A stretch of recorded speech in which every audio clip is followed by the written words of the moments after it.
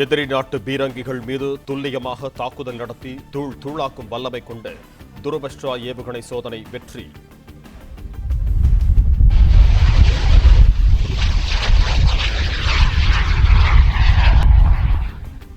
ஒடிஷாவின் பாலசோரில் வெற்றிகரமாக சோதித்து பார்க்கப்பட்டது.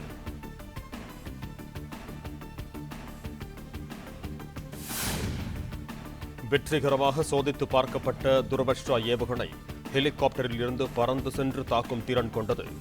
பீரங்கிகளை குறிவைத்து தாக்கும் ஏவுகணை சோதனை அண்மையில் நடத்தி பார்க்கப்பட்டதாக அறிவிப்பு.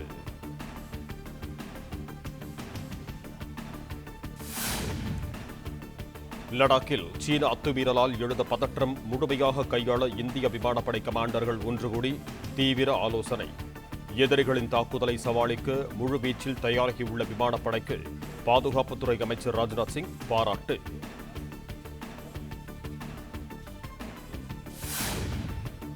இந்திய மண்ணுக்குள் அத்துமீறி அமைதியை சீர்குலைக்க முயற்சிக்கும் எதிரிகளுக்கு அவர்கள் வானிலேயே கடுமையான பதிலடி. பாலக்கோட் தாக்குதலையும் கிழக்கு லடாக்கில் உடனடி படைகள் குவிப்பையும் நினைவில் கொள்ள வேண்டும் என பாதுகாப்புத்துறை அமைச்சர் ராஜ்நாத் சிங் எச்சரிக்கை.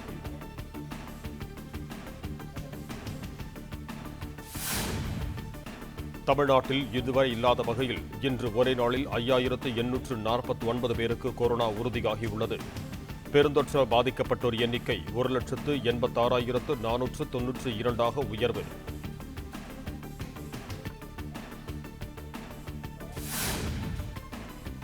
சென்னையில் இன்று 1171 பேருக்கு கொரோனா பாதிப்பு உறுதி செய்யப்பட்டு அறிவிப்பு. பெருநகரில் பெருந்தொற்று பாதிப்பு தொடர்ந்து குறையும் நிலையில் மொத்த எண்ணிக்கை 89,561 உயர்வு.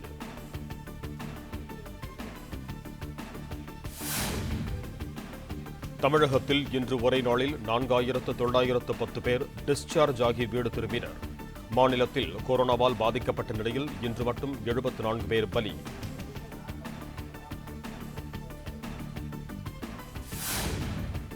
அயோத்தியில் அமையவுள்ள ஸ்ரீராமர் திருக்கோவிலுக்கான பூமி பூஜை ஆகஸ்ட் 5ஆம் தேதி நடைபெறுவதாக அறிவிப்பு.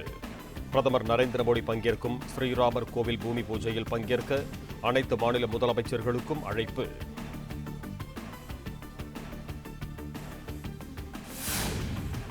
கேரள அரசியலில் பெரும் பரபரப்பை ஏற்படுத்தியிருக்கும் தங்க கடத்தல் விவகாரத்தில் சிபிஐ விசாரணை கோரிய மனு தள்ளுபடி.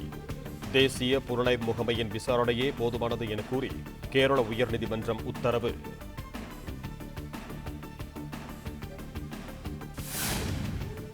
ஸ்வப்னா உள்ளிட்டோர் உதவியுடன் கடத்தி வரப்பட்ட தங்கத்தை அதிக அளவில் வாங்கி குவித்த ஹம்ஷத் அப்துல் சலாம் சுங்கத்துறை அதிகாரிகளால் கைது. கடத்தல் தங்கம் விவகாரத்தில் மூளையாக செயல்பட்ட துபாய் ஃபைசல் ஃபரீத் திருச்சூர் மாவட்ட வீட்டில் கைது வாரண்டை ஒட்டியது NIA.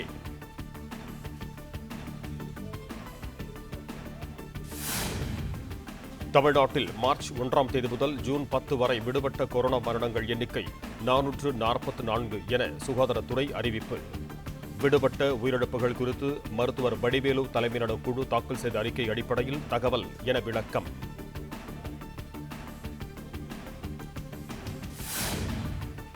தலைநகர் டெல்லியில் கொட்டி தீர்த்த கனமழையால் மாநகரின் பல்வேறு பகுதிகளிலும் மழைநீர் தேங்கியது. மென்ஜோ சுரங்கப்பாலம் உள்ளிட்டவை மூடப்பட்ட நிலையில் புறநகர் பகுதியான குர்கானும் மழைநீரில் மிதக்கிறது.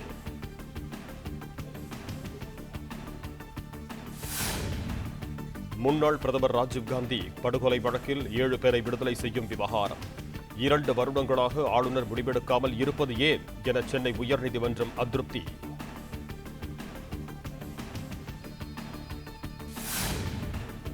ஆகஸ்ட் மாதத்தின் முதல் அல்லது 2ஆம் வாரத்தில் 10ஆம் வகுப்பு பொதுத் தேர்வு முடிவுகள் வெளியாக வாய்ப்பு. பள்ளிக் கல்வித்துறை அமைச்சர் KA செங்கோட்டையன் தகவல்.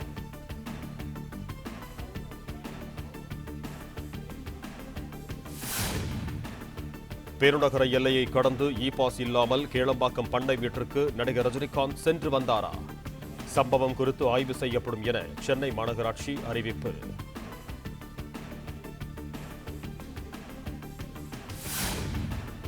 துப்பாக்கிச்சூடு நடைபெற்ற இடத்திற்கு அழைத்து வந்து திருப்போரூர் MLAவிடம் காவல்துறையினர் விசாரணை. 3 மாவட்ட SPக்கள் தலைமையில் ஏராளமான போலீசார் பாதுகாப்புக்காக குவிப்பு.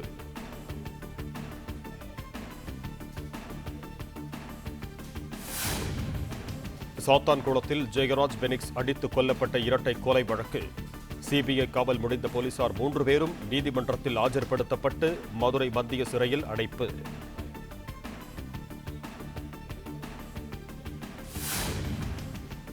சாத்தான்குளம் தந்தை மகன் கொலை வழக்கை விசாரித்து வரும் சிபிஐ அதிகாரிகள் 2 பேருக்கு கொரோனா. மதுரை ரயில்வே மருத்துவமனையில் சிகிச்சைக்கு அனுமதி.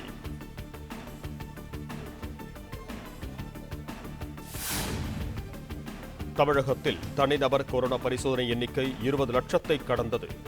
சென்னை நீங்கலாக மற்ற மாவட்டங்களில் இன்று 4604 பேருக்கு பெருந்தொற்று பாதிப்பு உறுதியானது.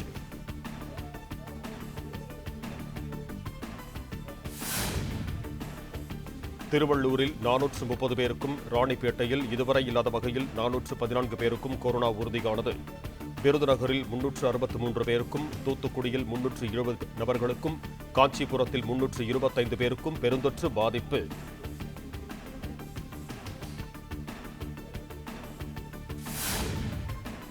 தமிழ்நாட்டிலேயே முதன்முறையாக சென்னை ராஜீவ்காந்தி அரசு மருத்துவமனையில் 2 கோடி ரூபாய் மதிப்பீட்டில் அமைக்கப்பட்ட பிளாஸ்மா வங்கி திறப்பு.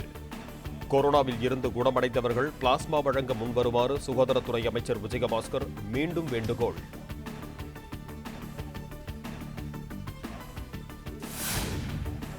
தேசிய நெடுஞ்சாலைகளில் உள்ள சுங்கச்சாவடிகளில் ஃபாஸ்டேக் முறையில் கட்டணம் வசூலிக்கும் முறையே தொடரும். தடை விதிக்க கோரிய மனுவை தள்ளுபடி செய்து சென்னை உயர்நீதிமன்றம் உத்தரவு.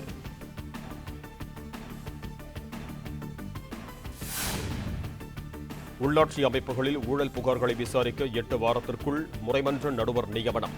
சென்னை உயர்நீதிமன்றத்தில் தமிழக அரசு உறுதி.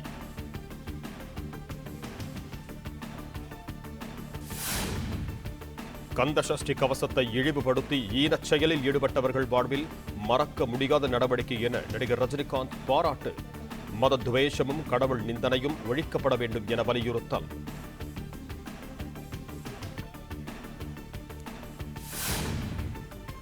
அஸ்ஸாம் மாநிலம் தின்சுக்கியா மாவட்டத்தில் ஆயில் இண்டியா எண்ணெய் நிறுவன எரிவாயு கிணற்றில் மீண்டும் திடீர் தீ விபத்து.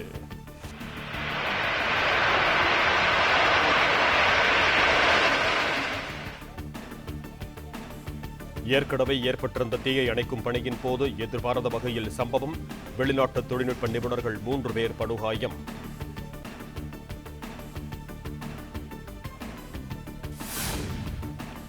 புதுக்கோட்டை அருகே கோஷ்டி மோதலை தடுக்க போலீசார் வானத்தை நோக்கி துப்பாக்கியில் சுட்ட விவகாரம். மணல் கடத்தலை தடுத்து நிறுத்தியதே மோதலுக்கு மூல காரணம் என காவல்துறை விசாரணையில் தகவல்.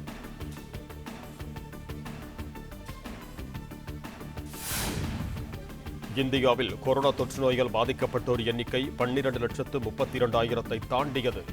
சுமார் 7,70,000 பேர் பெருந்தொற்று பாதிப்பில் இருந்து குணமடைந்தனர்.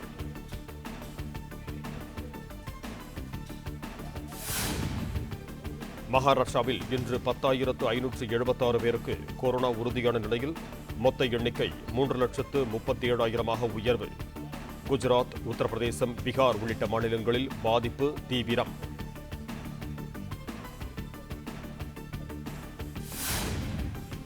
தமிழகத்தின் அண்டை மாநிலமான ஆந்திராவில் இதுவரை இல்லாத வகையில் இன்று 6,045 பேருக்கு கொரோனா உறுதியானது. கர்நாடகாவில் 4,764 பேருக்கு பாதிப்பு உக்கிரமடைந்த நிலையில் கேரளாவில் ஒருநாள் பெருந்தொற்று பாதிப்பு 1000 தாண்டியது.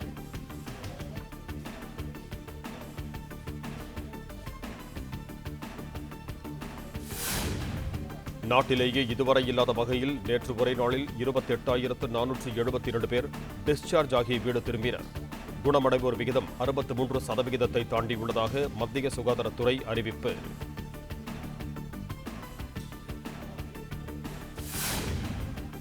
தமிழ்நாட்டில் தற்போதுள்ள கொரோனா சூழ்நிலையில் திரையரங்குகளை திறப்பதற்கான சாத்திய கூறுகளே இல்லை.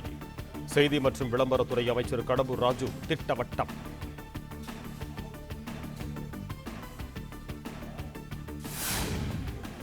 சென்னை சேலம் இடையிலான விமான போக்குவரத்து சேவை வாரத்தில் 2 முறையாக குறைக்கப்பட்டது.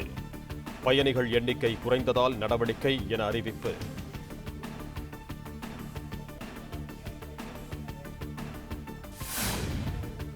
டிசம்பர் மாதத்திற்குள் இந்தியாவில் 40 லட்சம் ஆக்ஸ்போர்டு கொரோனா தடுப்பூசிகள் தயாரிக்கப்படும். 1000 ரூபாய் விலையில் விற்பனைக்கு வரும் என்று புனே சேரம் நிறுவனம் அறிவிப்பு.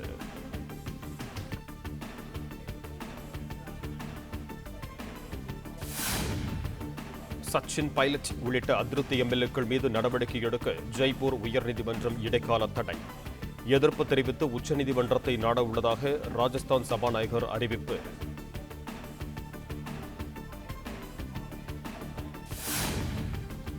நாடாளுமன்ற மாநிலங்களவைக்கு புதியதாக தேர்வான எம்பிக்கள் பதவியேற்றனர். தமிழ்நாட்டை சேர்ந்த ஜி.கே. வாசன், தம்பிதுரை, கே.பி. முனுசாமி ஆகிய 3 பேரும் பதவியேற்பு பிரமாணம் எடுத்துக் கொண்டனர்.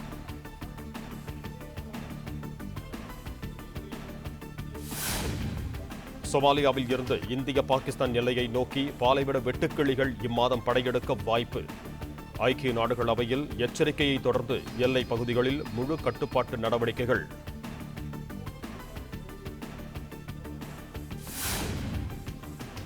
உலகளவில் கொரோனா தொற்று நோயால் பாதிக்கப்பட்டோர் எண்ணிக்கை 1,52,00,000 உயர்கிறது. பெருந்தொற்று பாதிப்பில் இருந்து குணமடைந்தோர் எண்ணிக்கை 91,50,000 தாண்டியது.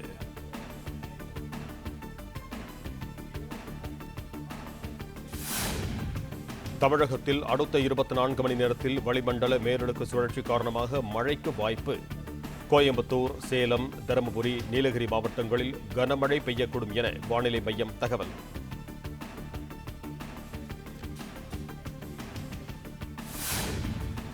மாலத்தீவு மற்றும் லட்சத்தீவு கடற்பகுதிகளில் மணிக்கு 50 கிலோமீட்டர் வேகத்தில் சூறைக்காற்று வீசக்கூடும். அடுத்த 2 நாட்களுக்கு கன்னியாகுமரி மாவட்ட மீனவர்கள் மீன்பிடிக்க செல்ல வேண்டாம் என வானிலை மையம் அறிவுறுத்தல்.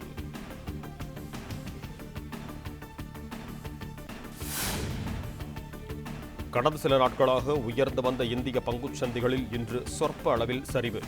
மும்பை பங்குச்சந்தையில் 59 புள்ளிகளும், தேசிய பங்குச்சந்தையில் 29 புள்ளிகளும் குறைந்தன.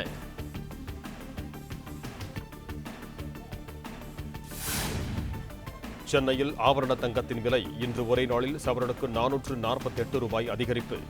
ஒரு சவரன் ஆபரண தங்கத்தின் விலை 38,000 ரூபாயை கடந்த நிலையில் விற்பனையானது.